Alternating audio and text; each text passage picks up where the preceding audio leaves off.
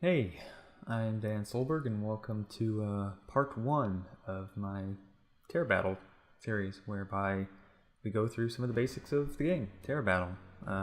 It's a mobile game made by Mistwalker. It's got some pedigree here with Hironobu Sakaguchi of Final Fantasy fame, who runs Mistwalker, but also had his hands on a lot of those old Square Enix RPGs. So. There's a lot to this game. It's a free-to-play, sort of JRPG styled game. It's turn-based combat, but it's got a lot of mobile-centric kind of battle systems to it. It's tile-based battles. You move your characters around and create these kind of pincer attacks on your enemies. So there's a lot to it. And it's gotten more complex over the couple of years that it's been out, and I've been playing it for most of the time that it has been out. And so I was just really kind of interested in doing something, especially for players who are new to it, or for people who have maybe heard of it and haven't heard of Terra Battle but haven't given it a shot, and or maybe if they have, they've looked at it and it's just been kind of overwhelming because there's so much more going on inside the game with all these different timed events and things like that going on. I imagine it could be a little confusing.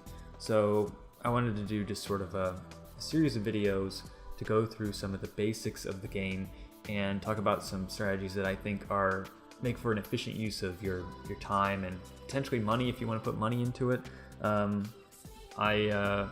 My strategies here that I'm going to be talking about are more or less if you're looking to kind of not spend any money with it. I don't think you need to. There's not like a pay to win thing. I don't know. To be honest, I don't excel extremely well at all of the versus events that they put on when they actually put people in competition with one another. But as far as doing the story mode, having some fun with the battles, collecting some characters to fight with, you don't need to put any money into it. But I wanted to look at some of the basic strategies here. So when you first open it up, you're given this world map, and when you first start, you only have Chapter 1 available open way at the top. CH1 Borderlands here is the name of it. So let's go into that.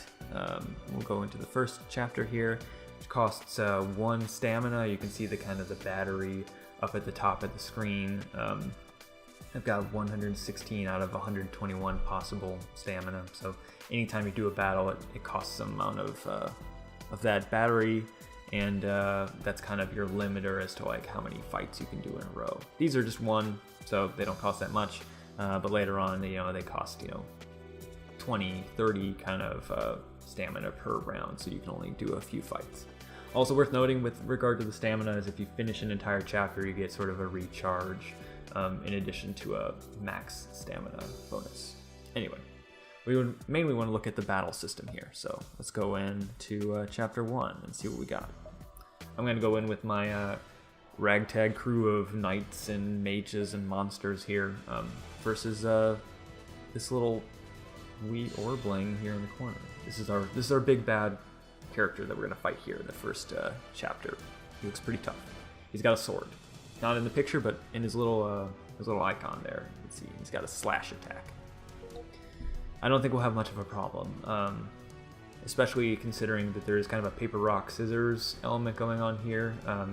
They give it some weird name, so if you've seen it in the text, they call it like the Circle of Carnage or something like that. It's paper, rock, scissors between sword, bow and arrow, and spear. You can see in the upper right, you've got kind of how that works. Swords are good against arrows, arrows against spears, spears against swords. There's magic elements that work the same way. Fire and ice, weak and strong.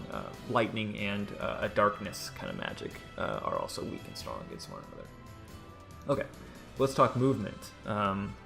So the basic strategy is you can take one character per turn, and you've got 4 seconds to move that character into position wherever you want to attack.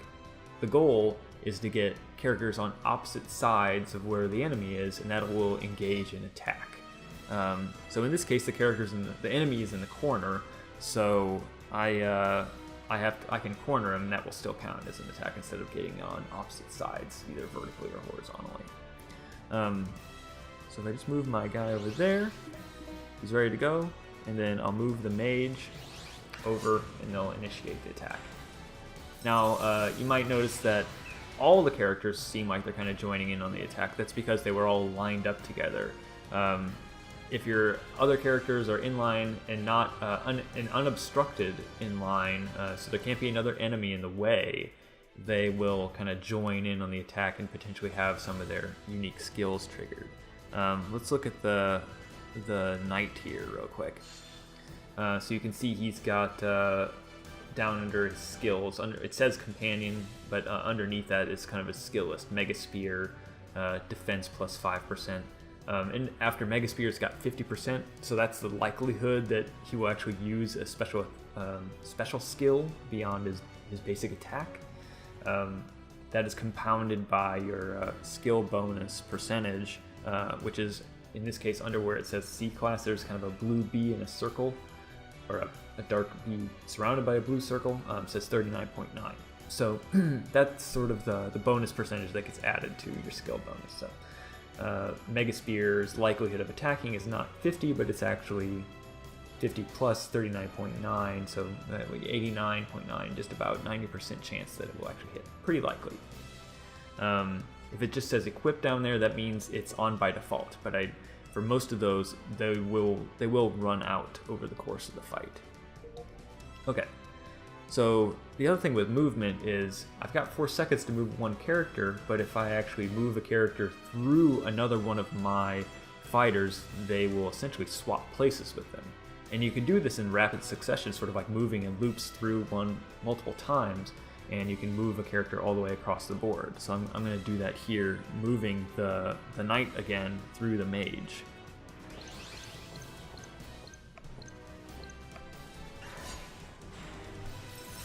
So that might have been a little fast, so I'll try and do this a little slower for this next turn here. Through, and then pincer.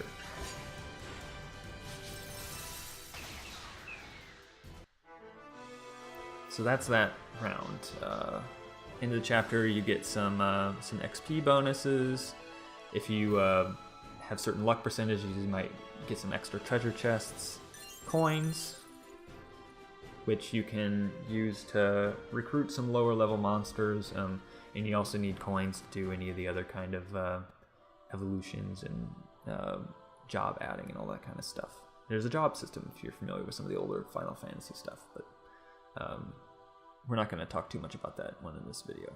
Alright, let's try a more advanced stage here. We might get to use all of our characters at once. So we talked about chain attacks already, but you can have multiple pincer attacks in a single turn if you can line everything up correctly. So I'm going to try to use the knight here as my character that I'm going to move around and try to get everybody else in position.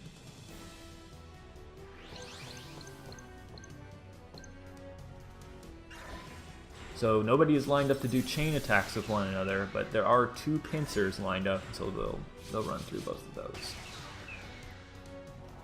Now you might have seen me move one of those characters around sort of at a diagonal. I'll set that up here so I can show it to you properly. Oh, I didn't mean to have them attack. So I'm going to essentially put the mage here, and I'm going to set him up so that I can kind of just skirt around just the edge of the character, of the enemy, and I'm going to push essentially the lizard folk mage in a diagonal direction. It'll make more sense when I show it to you. I'm going to put him there and then diagonal. Which is just to say that you can actually have characters swap places with one another in diagonal directions, as opposed to purely left, right, or up and down. Now these guys, there's 2 enemies stacked next to one another, so you can pincer outside of the entire pair of them and still attack them. One other thing to note as far as kind of turns go, you might notice that each of these enemies has a number 2 on them right now, and so that's how many turns until it's their attack turn. So after I do my 1 attack here, I will, well, actually, I'm probably going to kill them all in one turn, so we're not going to get to see that, but that number would go down to 1, and then after it's 1, then I do my attack, and then they do theirs.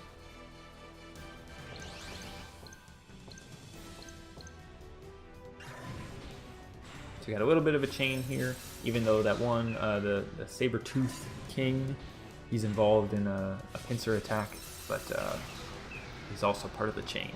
So, yeah. You saw a little skill bonus thing there appear on the Tri-Scorp. The Tri-Scorp because he has 3 stings. Clever. And that basically just means that his skill bonus percentage, so the chance that he will trigger his extra skills goes up by, I think they go up in like 0.1% increments. So it does take a lot of battles if you're looking to just level them up that way to get better. Anyway, that's what the battle system looks like in a really basic way.